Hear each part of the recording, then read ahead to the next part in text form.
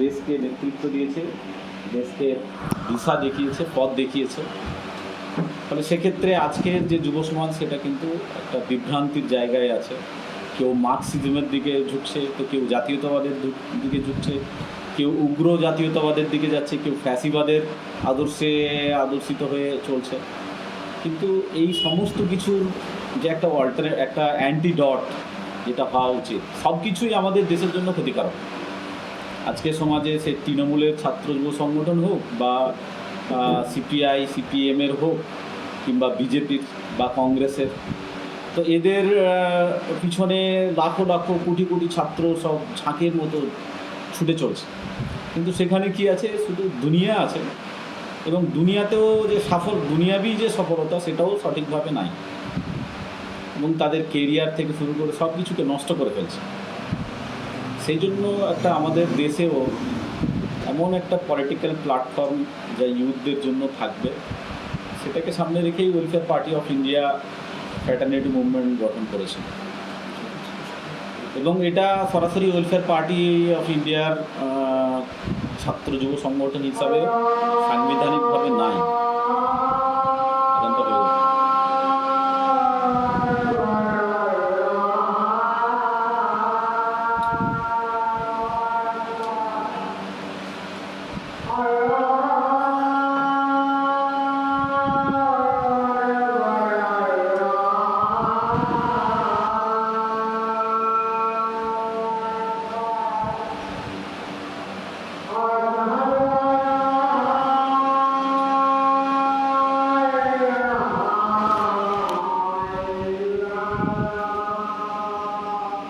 মুভমেন্টের কোনো official link, সাংবিধানিক কোনো রিলেশন নাই।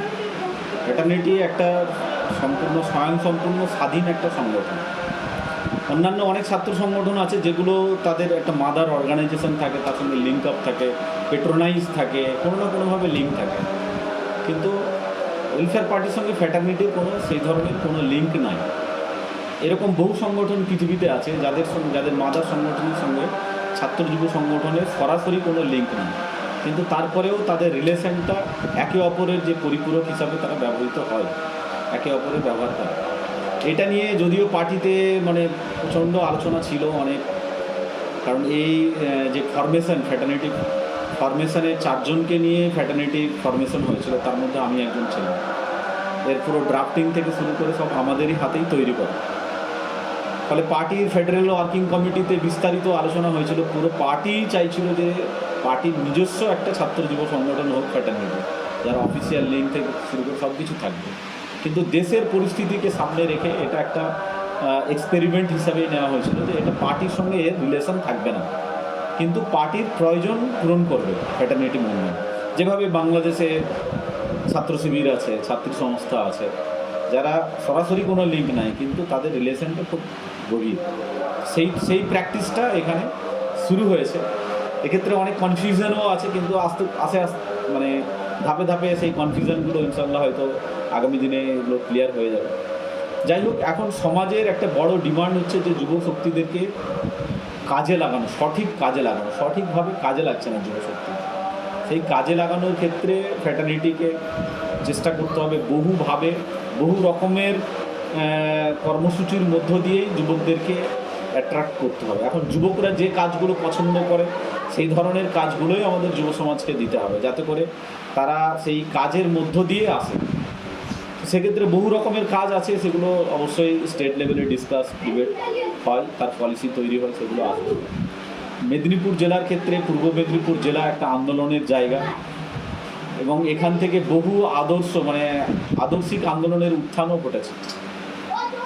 স্বাধীনতা আন্দোলনে যেমন রোল প্লে করেছিল, ঠিক সেরকমভাবে কমিউনিস্ট আন্দোলনেও পূর্ব মেদিনীপুর তখন অখণ্ড জেলা ছিল, তার একটা বড় রোল ছিল। এখানকার লক্ষণ শেঠ, সুকান্তদের দাবদাপটেই পুরো পশ্চিমবঙ্গ চলেছে।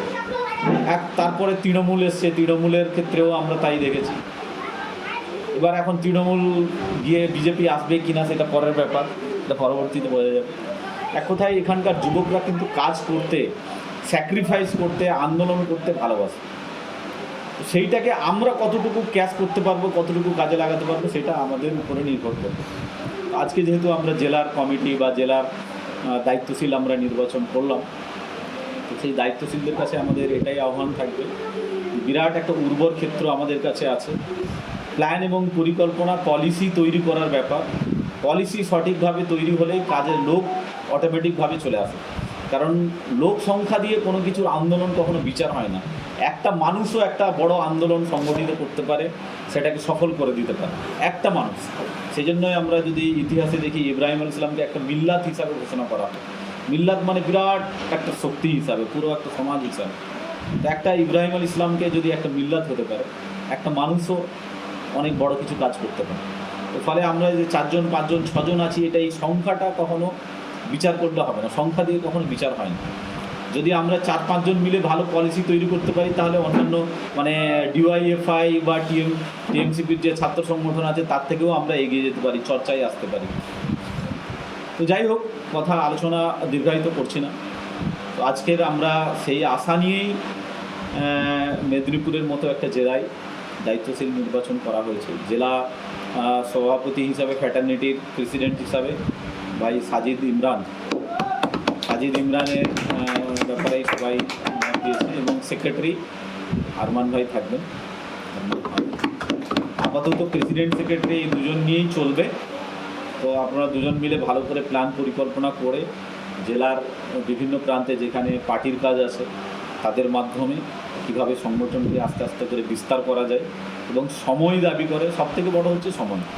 আপনাদের যতটুকু সময় আছে সেই সময়টুকু ফ্র্যাটার্নিটির জন্য লাগাতে হবে, যাতে করে এই দিশেহারা যুব সমাজকে একটা দিশা দেখানো যাবে।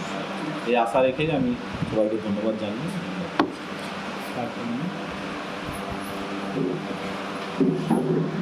চলে আসুন।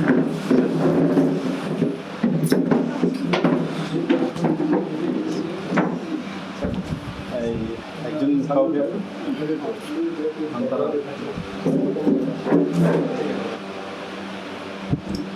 আপনারাই তুলে দেন, আপনি তুলে দেন। দুজন না, আমাদের থাকার দরকার নেই, আপনারা করুন না। আচ্ছা, এদিকে আসুন। মির্জা ভাই আসুন। আন্তারা ঠিক আছে, সাজিদ ভাই আসুন।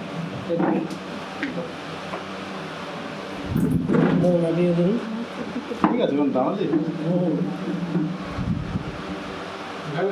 না।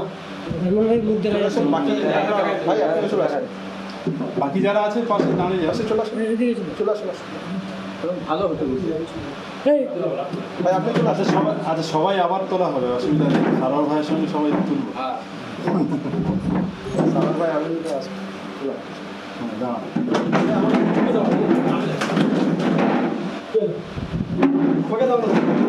ঠিক আছে। ছবি তুলবে, দায়িত্বে আছে এখন।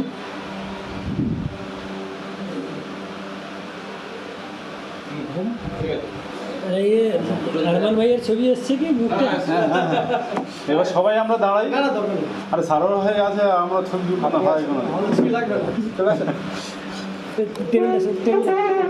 আমাদের ছবি লাগবে না, দেওয়া হয়েছে, ঠিক আছে। আরে এটা আমাদের জন্য লাগবে।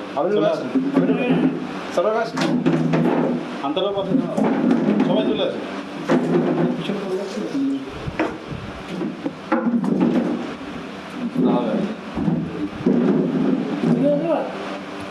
ঠিক আছে, সবাই আসছে তো? পতাকাটা তুলে